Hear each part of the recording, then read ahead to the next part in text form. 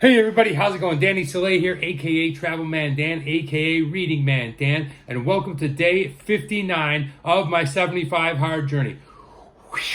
59, holy shit, can you believe it? Wow, I cannot believe that I'm here, 59 days. I literally have just a little bit over 2 weeks to go, so super excited, super pumped up. Hope that you're enjoying these videos. I went back and was looking at some of the videos, and I want to go ahead and say one thing real quick before I start this video in its entirety.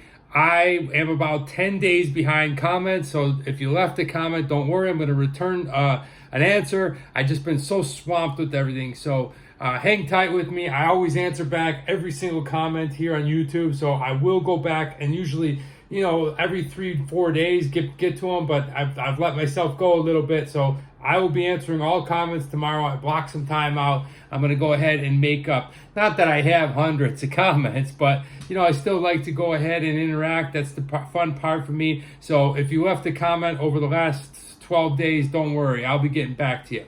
Now on with today's video. If you're following along, like I've been doing each and every day of my 75 hard journey, is I've been chronicling my goal and, my journey through this challenge. And it's fun because I get to go back and look on it and say, you know, wow, this is what it was like before I started. This was what was it like when I was going through it. And hopefully I'll be able to finish and feel proud to go back and look at all these YouTube videos. But the main reason is, if you're following along, is to go ahead and inspire one person. And look, maybe it's not the full 75 hard. Maybe you take one of the tasks and you start implement them into your life, and you feel motivated, you feel stronger, whether it be drinking a gallon of water, whether it be eating healthy and picking a diet, whether it be exercising twice a day, whatever. Maybe you start off like that. I don't know, but I hope that maybe you're watching these videos and you're finding some type of inspiration. I feel great. I'm going to do a full YouTube video on the whole process of it all, but checking in daily, I feel really good. I think I lost some more weight. I'm probably close to 28 pounds right now that I've lost, but it's not a diet, it's not a health challenge. It's just the steps that I've been doing have, you know, changed my body a little, I'll say. But I, you know, as much as the vanity part and the weight and everything, if that's the thing, I'm not really sure. I will say that the real benefits of the full program are starting to feel on the inside. I just feel different. I can't explain it. I feel a lot clearer. I feel a lot more focused. And I was pretty focused and determined before. But like everybody else, you know, sometimes you have all these crazy procrastinations going on. So I'm able to categorize them and put them into order where I need them done, that kind of thing. I don't know. I used to carry around, I still do, a bigger piece of pad. Now I just keep this pad of paper and I list some things that I want. Some ideas that I see. If something pops in my head about YouTube, I'll write it down. If something I have to do throughout the day, I'll go ahead and list it. I'll list a couple of things for groceries. That's just my little thing. But as I continue to do the 75 hard journey, I can feel myself writing things down and accomplishing them a lot easier, if you will. Not feeling so stressed out as the day starts to dwindle, and you still might have a couple of things on that pad of paper or wherever you keep them. I feel like I'm able to attack them anymore. I don't know if that's the clarity that 75 Hard program has brought me, but I definitely feel different. And I hope that you will give it a try, and I bet you'll feel different too. But today we're getting back into the book, The 75 Hard, a tactical guide to winning the war with yourself, from the creator, Andy Frisella. Okay, been great so far. And here's what I'm going to do. I think I'm going to make a playlist of just the book, right? So that after the 75 videos are done, that you can go back, and if you just want to watch and listen to the book, you can do that. I think I'm going to make a separate playlist for the book reading. But let's get into it, guys. Here we go. Critical task number 4. All right. Read 10 pages of nonfiction, entrepreneurship, personal development book per day. All right. That's pretty cool. That's pretty... self-explanatory, nonfiction, entrepreneurship, personal development. Now, I know what you're thinking, like, oh man, do I have to get all those in one? And no, you don't. And we're going to find out more of the details in a second. But I read a lot. I read a lot of nonfiction. I mean, I read a lot of fiction. So this for me was a test that I had to go ahead and find some new stuff. But I read some great books. I'm actually got my 6th book today. I'm going to finish book number 5 probably later tonight. And I got this baby. I've wanted this and read this a long time ago. And I am so excited about it. It's Konstantin Stanislavski, who is the father of acting teaching, they say. It's An Actor Prepares. All right, if you if you're in your craft, whatever that may be, I'm not really sure, but for me, it's acting, whatever. So I like to get immersed in as much material as I can. This book by Stanislavski is considered the acting teaching book. Okay, you have this one. A lot of people like the one that I read before, called the Actor and the Target, and then the other one I'm reading currently right now, called the 6 Steps. And they're all acting books. I've immersed myself in acting books throughout the 75 Hard. This will be my 3rd one. I've also read like a spiritual kind of God book, and I've read like a motivational book, and I read the 75 Hard book 2 times. So pretty cool stuff. Yeah, but this is what I'm about to read for my 6th book, The Actor Prepares. It's some heady stuff. It's always good to be in an acting class and be able to perform. When you're reading this stuff, then you can go and apply it, because it is pretty heady stuff, right? A lot of times you don't understand the terminology or how they're putting it in there, but I always think back to Ryan Holiday, who has got a great YouTube channel called The Daily Stoic, and he's talking about reading Marcus Aurelius's Meditations. And he said, people think that you just read it one time and you're supposed to understand all this stuff. That's not the case, and I've talked about it before. It's like you might have to read a book several times. Maybe you get one good thing coming out of this book. Maybe just understand and grasp and understand that knowledge that it's passing to you just one time off of reading it. Maybe you read this book 30 times. I mean, think about all the stuff that you really understand a lot more. So if you're going ahead and you're reading a nonfiction book, whatever that may be, and you don't understand it a lot, don't be so hard on yourself. Start to understand that, look, you may have to read it 1, 2, 5, 10, 15 times, and I'm sure you'll pick it up differently each time, but you might only grasp different parts of that knowledge per time reading it. So that's my tip. Let's get into what Andy Frisella says about task number 4. All right. Have you ever read the short story, The Bet? It's by a Russian guy named Anton Chekhov. I love this because Chekhov is like Stanislavski. Yeah, he's a great playwright. And it's amazing. Here's a quick summary of the plot. In 1870, a banker and a lawyer are at a party, and the banker bets the lawyer 2 million rubles that the dude can't spend 5 years in solitary confinement, as in completely isolated and alone for 5 years. The lawyer accepts the bet, but raises the stake. He says, I'll stay in solitary for 15 years. The 2 men agree to the bet, and the lawyer moves into the banker's guest house. He can't have contact with any human beings at all, but what he can do is read books. All right? And books he wants. Novels, philosophy, religion, you name it. Well, time passes. 15 years are almost up when the banker starts getting really worried. He realizes the lawyer is going to make it, and he'll have to pay him. And that's going to bankrupt him, ruin him. He gets so desperate thinking about it that he decides he's just going to murder the lawyer to get out of paying for him. So, he sneaks into the guest house while the lawyer is sleeping and is ready to kill him when he sees a note. The lawyer has written a note. In the note, he explains that he's going to leave the guest house 5 hours earlier than he was required to stay. 5 hours short of 15 years. I didn't want to tell you everything about the story because I want you to read it for yourself. But the bottom line is that the lawyer didn't feel like he needed or wanted the money anymore. Okay? He had spent 15 years reading every type of book on earth. He had spent 15 years learning from some of the most amazing authors in the history of the planet. And his life was completely changed. He was completely transformed. And he was so grateful for that fact that he was willing to lose the bet and thank the banker. Okay? Listen, I love money as much as anybody. I know the good you can do with money. Pursuing wealth for the sake of impacting the world is absolutely something everyone should be proud to do. I am. But this short story makes a really, really good point. Books are extremely valuable. Okay? Reading, man, damn, baby. Reading is an indispensable habit for people who want to be happy and successful. The best reading engages the mind and the heart and makes you a better person. And the reality is, learning something, I mean, not just acquainting yourself with information, but mastering concepts and ideas requires discipline and determination. That's what I'm saying, mastering, okay? Mastering your craft, whatever that is. It takes hours and hours and takes discipline. It takes determination to reread that book, to understand that chapter, to go through that part again and really go ahead and then be able to apply it. The brain is like a muscle.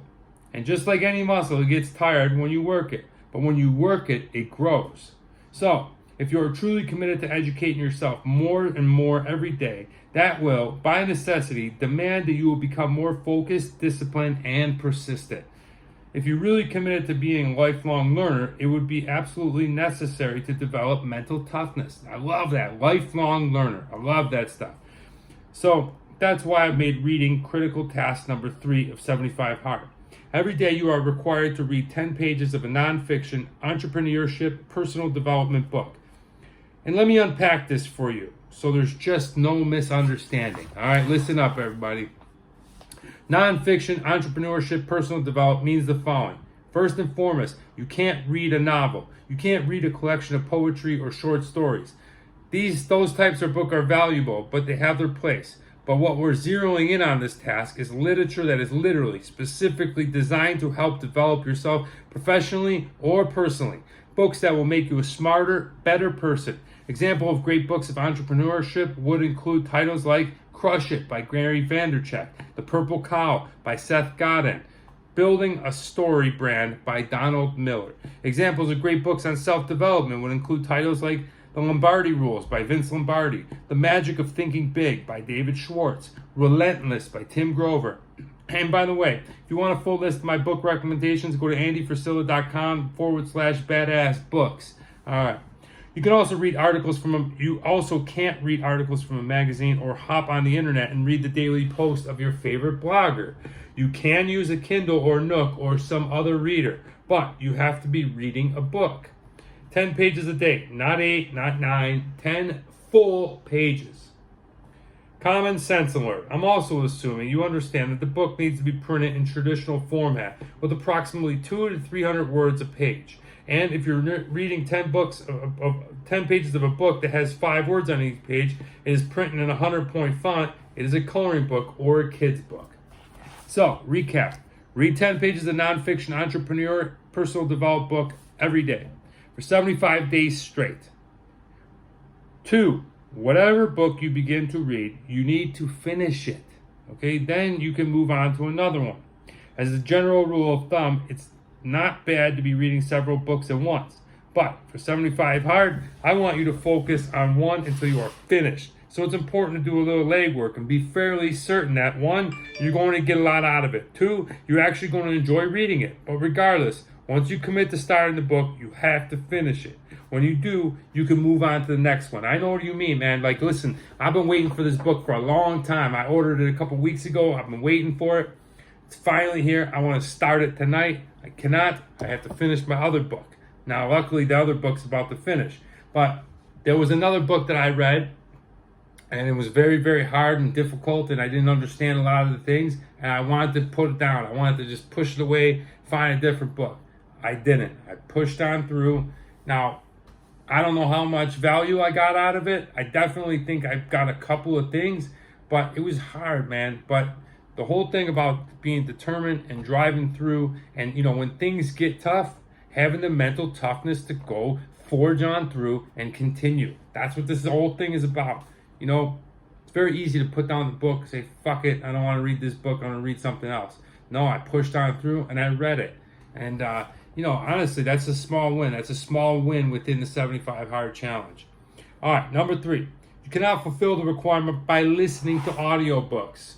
The facts are, you will be more fully engaged when you have a book in front of you and you have to actually concentrate to read it.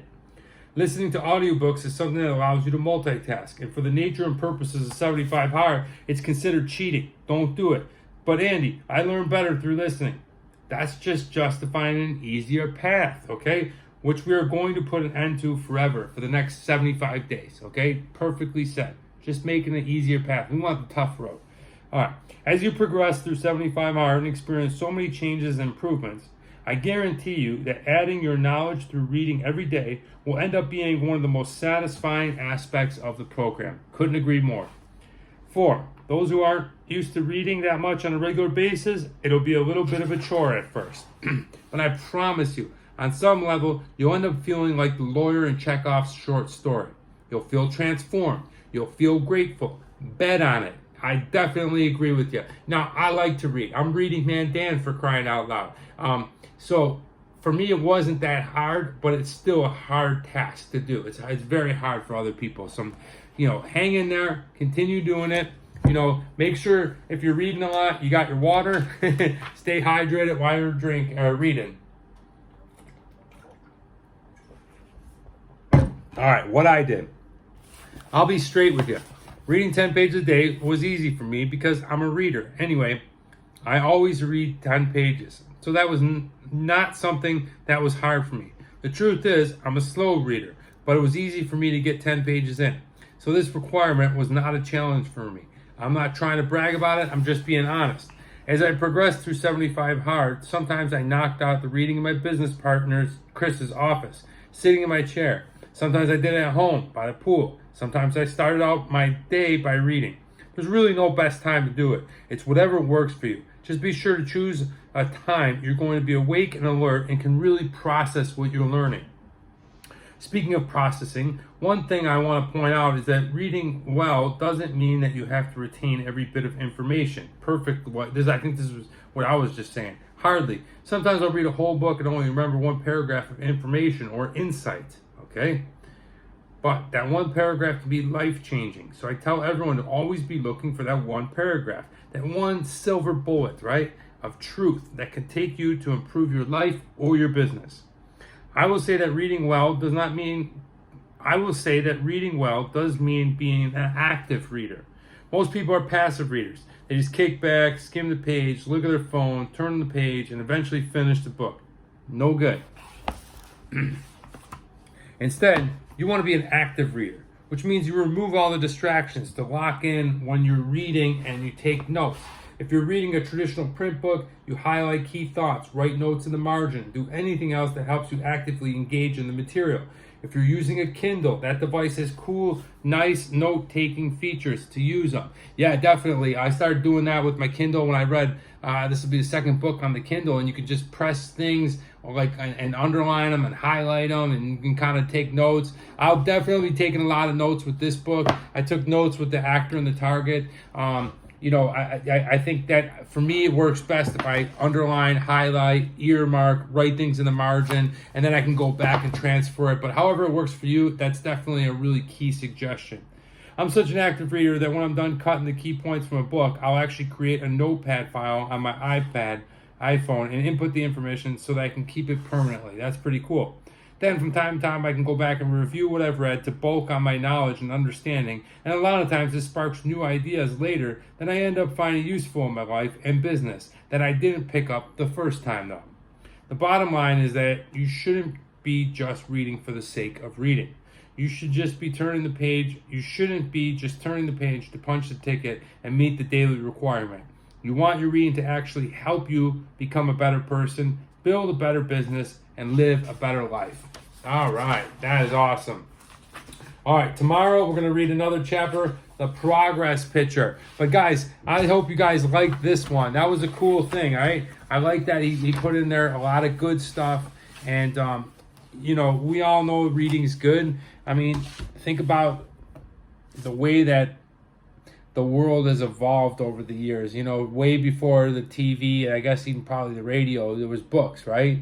So that early advancement of human civilization was passed through reading and things like that. So one of the most important inventions was paper, where they could go ahead and write, and then the printing press, and, knowledge was passed. Knowledge was moved throughout countries and all over the world of other things through reading and books, and, whether it be science, whether it be math, whether it be sociology, psychology, something, chemistry, whatever it is, It was passed through reading, most likely in the very early days. So for them to go ahead and grow society, it's such a critical and key skill. And when you look at it, like, think about all the things that social media does to you, right? And I'm on YouTube like every day, so I'm not, poo-pooing everything, but think about all the mental health issues we have where people are doing all this thing where they're just reading like little captions of people's life on Facebook and Instagram, Twitter, and whether or not, they're comparing themselves, and they're starting to feel depressed and they feel sad, or they, lots of different feelings. I can't describe them all. It's just think about what you're actually reading and spending your time growing your mind with. Okay, and that's an important thing. Reading is so healthy. It's so good for your mind. Your muscle is your brain, and you can get that sucker super strong.